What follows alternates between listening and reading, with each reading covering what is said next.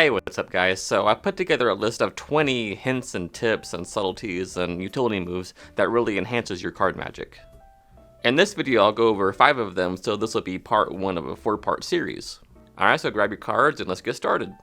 Alright, so tip number 1 is the fact that false shuffles and false cuts can also be used as single card controls. I'll give you a few examples. So let's start with the Myriad cut by William A. Morales. The cut looks like this, so you give the deck a few cuts like this. And that's a full deck false cut. I'll leave a card face up on top so you can follow it. What you do is at first you give the deck a swing cut, keeping a break between the halves, and then you swing over half of the upper portion above the break into your hand like this. You drop all the cards below the break on the table, put these there, put the cards in your hand on that portion, and then put those on there, and that's a full deck false cut. So why not just use this as a card control so you have a card selected? Maybe this one here, the Queen of Spades, dribble those on top, leaving your jog there, get a break above it, and then do that false cut. So you're here, boom, boom, and the card is back on top. So I also mentioned that you can use a false shuffle as a card control, and believe it or not, what I just did was a false shuffle. Well, a false in the sense that the top card didn't move. So here's what it looks like. Top card, the 4 of hearts. What you do is you start a real overhand shuffle, but you keep your finger on the top card like this, and you let about half the deck fall into your hand like that. See how that card just stays there with your finger? Then you just keep doing that and the card remains on top. But at full speed and at this angle, it's really deceptive. So you can use this as a card control. You have a card selected. In this case, we have the 6 of hearts, and you say, look, we'll shuffle it back into the deck, and it's still on top. So one of my favorites is the Bobby Menard false cut, and this is what it looks like. So we just give the deck a cut, and that is actually a false cut. You may have seen that cut before, but just in case you haven't, I'll explain it. So you have the card 6 of hearts, leave it face up on top so you can follow it. What you do is you initially give the deck a swing cut like this, and then you use this packet to tap the lower packet originally like this, and you just put them right back on top. But at full speed, it looks really deceptive, like you just cut the deck. Boom, there it is, 6 of hearts. So we can use a pretty cool subtlety to make this into a card control. So we have the 6 of hearts on top, so we'll cut it about the middle of the deck. In fact, we'll cut it a little bit deeper, maybe about right there, put the rest on top, and boom, there it is. So next, let's talk about the cross-cut force. So to magicians, it seems painfully obvious, and most magicians wouldn't even want to do it. But I assure you, I've never been called on it, and in fact, it's one of the best forces you can do. This was actually proven in a study conducted by Andy and the guys over at the Jerks blog. What they did is they tested a bunch of forces on random people, and well, I'll just leave a link down below too where you can read it. It's really interesting. But long story short, believe it or not, the crosscut force came out as the best force. But it just really depends on how you use it and your attitude behind it. So I'll give you a quick example of how not to use it. So look, spectator, cut the deck right there. Look, now we'll mark the spot where you cut right there. So look, your card is, see, that's really bad. That's why most magicians won't want to do it. So here's a nice effective way you can utilize the crosscut force in a trick. So let's assume that our top card is the King of Spades. That's our force card. And in your wallet, you have a banknote, like a $5 bill, that says you will choose the King of Spades. And that just goes in your wallet, and you're ready to go. So this is what you do. You turn the deck face up and you spread them and you say, look, in a minute you're going to pick one of these cards, but first, let's give them a shuffle. So you set them down, face down, and give them a riffle shuffle like this, making sure that the King of Spades falls last. So you don't push them in all the way. Instead, you say, look, this is a real shuffle. In fact, you can push them in if you want to, so they can actually push them in themselves, and they feel like they actually shuffle the cards, you know. And then you have them square them up, like this. Now you say, look, have you heard the phrase, trust everyone but always cut the cards? So go ahead and cut the cards. So they do this, and you say, look, we'll get back to those here in a minute. So you notice how I didn't make a big deal out of that. I didn't say, look, we'll mark the place where you cut, X marks the spot. That's just bad magic.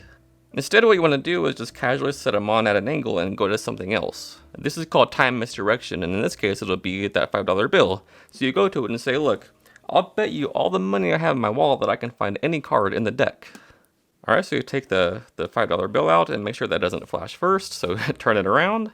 So you take that $5 bill out, and you say, look, Not just any card, we'll just use the card that you cut to, and then you turn your head and you say, look, remember that card? And you give them a peek and put it back in the middle, and then you give them the deck and they can shuffle again, so they do that. And now here's where the magic starts. You take the deck and you start looking through it, face it toward yourself so they can't see them. Alright, so once you find it, you just cut it to the top. So you're looking through and you find it, so you just cut that card to the top like this, so it's the top card.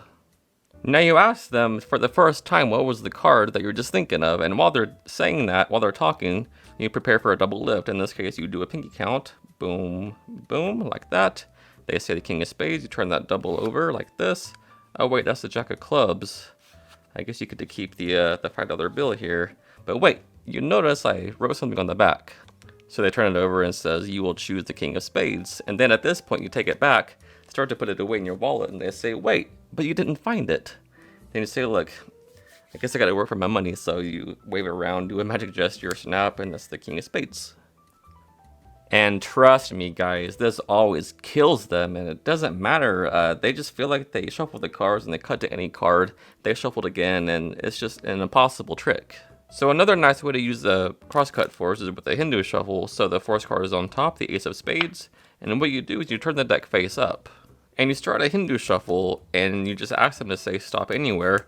Say they stop right here. You take the unshuffled portion that has the ace of spades on top, and you grab them with this hand, turn the hand over, drop these on top, and then put these to an angle like this. And look how fair that looks. So here it is at full speed. So look, when I pull cards off like this, just say stop anytime.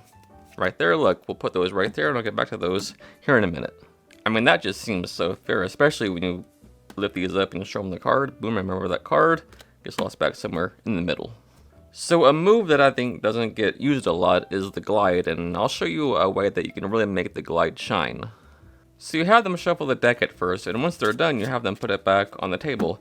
Now you ask them to cut anywhere and give the cards to you, so they do that. Now you say, look, remember the card that you cut to, and as you do this, you point to it with your middle finger like this. So you say, remember that card, and as you turn down, you do the glide move, right, just like that, and then take that fake card out. And at this point, you gesture towards their packet, and you say, look, lift about half your cards up like this, and they do that. And you just put that card in the middle of their packet. Now you ask them to shuffle that card back in their pile, and you do the same, although what you do here is you shuffle their card to the top of your packet like this with an overhand shuffle, so that's now on top. And they think they're shuffling their card back in their packet. So you just have them put the cards on the table, and you do the same, slap them on top of there, and then their card is on top. You can force a card using that same technique, although they can't shuffle in this case. So the force card is the 5 of hearts, and you want to start out by having it forced from the top like this. So you put the cards on the table, and you ask them to hand you about half of the cards, and so they do, and you say, look, you could have cut anywhere, and as you're saying that, you just spread the packet and call the 4th card to the bottom of the packet. So you could have cut anywhere, and call the card, but you cut to 1 card, and you show them it, and it's the 5 of hearts. At this point, you can do anything. You can just finish what I just showed you with that glide control. Lift up half your packet, they do, and then shuffle that to the top. Boom, there it is. And so you've forced and controlled a card at the same time. So here's a nice subtlety in presentation using the tilt or the depth illusion. So I first saw David Solomon do this, and it just blew my mind. So you have a card selected, and while they're looking at it, you get ready for tilt. So you just get a break under the top card, and you're ready to go. And so what you do is you lift up about half the deck on the side there with your thumb like this, okay? And then what you do is you keep this card still, but you move back down with the deck and put that card in the gap like this. And that really looks like it's going in the middle. So you dribble the cards like this and you put them on the table. And you say, look, before I do this, let's just review what happens. So you picked a card, and then we put that card back in the middle. So there was no way I can control anything. But watch, if I give it a little wave and a snap, that card rises all the way to the top.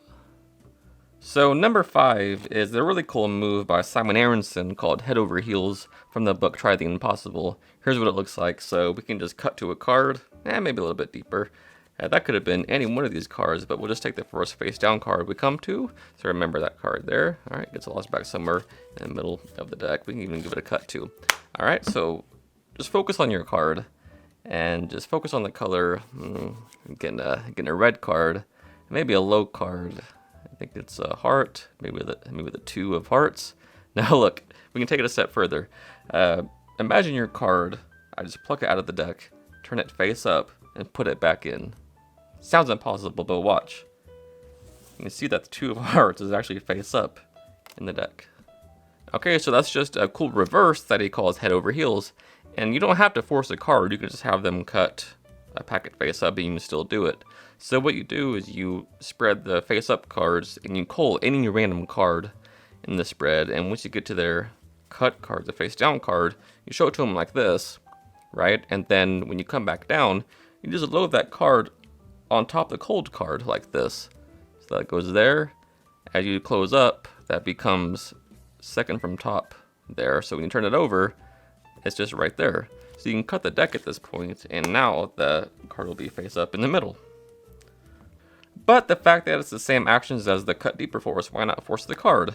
So you have your force card on top, 9 of diamonds, they cut some cards, cut deeper, and you do the move. You spread through, call any card, and I'll just do it again for you. So you get to their card, that's the force card, the 9 of diamonds. And then once you're here, you just sort of push down on the card like this to make it easier to load that card underneath there. So you keep a break at that point, and then you turn these cards over, and that card will be face up, second from top. So now you can just cut the cards, and that card will be centralized, and you can go into that presentation I did, and there you go. That is the, whoops, what just happened? I think I just fooled myself with a false cut. Alright guys, so I hope you like these tips, and if you learned something new, maybe hit subscribe. And let me know down in the comments if you want to see part 2. Until next time, happy practicing. I love you guys.